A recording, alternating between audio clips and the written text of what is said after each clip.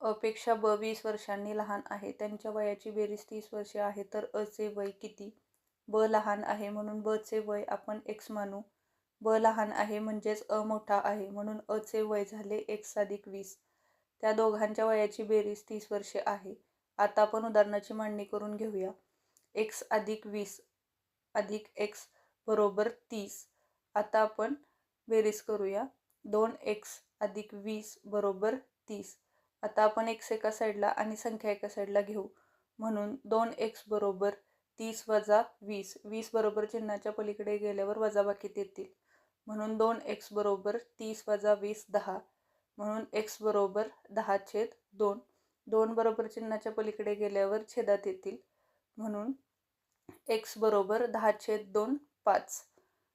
अ चे वय आहे x अधिक 20 म्हणून 5 अधिक 20 25. म्हणून अ चे वय झाले 25 वर्षे आणि ब चे वय आहे x म्हणून ब बरोबर x बरोबर 5 वर्षे.